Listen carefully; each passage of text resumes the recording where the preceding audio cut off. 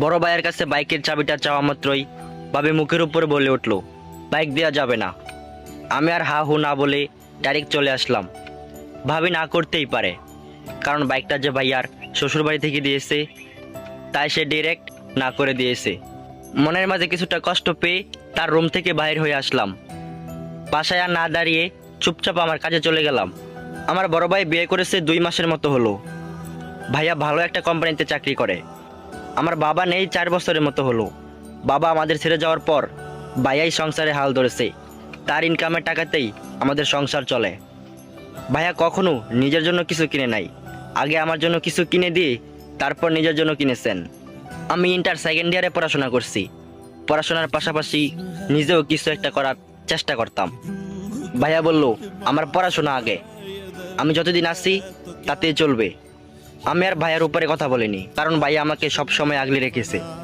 বাবা মারা যাওয়ার পর ভাইয়া খুব প্রেশারের মাঝে পড়ে গিয়েছিলেন, কারণ ভাইয়া সবেমাত্র পড়াশোনা শেষ করেছেন, সে এখনো জবে জয়েন করেননি।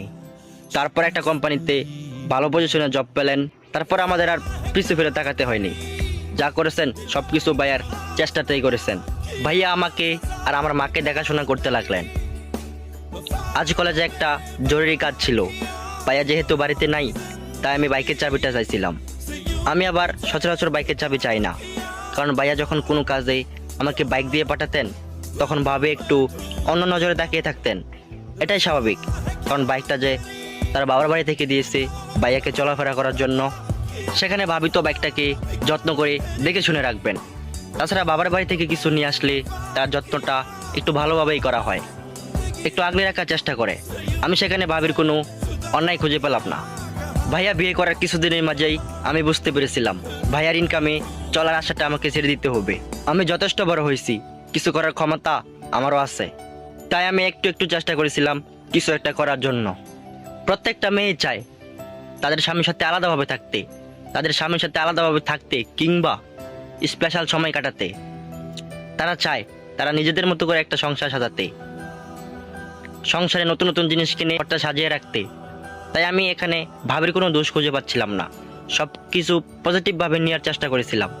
আর আমি একটা জব খোঁজার চেষ্টা করেছিলাম। রাতে পাশের রুম থেকে ভাইয়ার ভাবির কথোপকথন শুনতে পেলাম।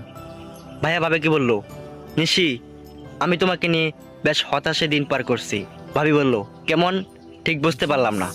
তুমি সকালে এভাবে আচরণ না করলেও পারতে। আবির তো আমার ভাই হয়, আর আমি ছাড়া আবিরের কে আছে বলো? বাবা তো আমাদের ছেড়ে চলেই গেলেন। ভাবি তখন ভাইয়াকে বলল, রায়ান দেখো, বাইকটা আমার বাবা দিয়েছে, আমি তো বাইকের যত্ন নিতে পারি, তাই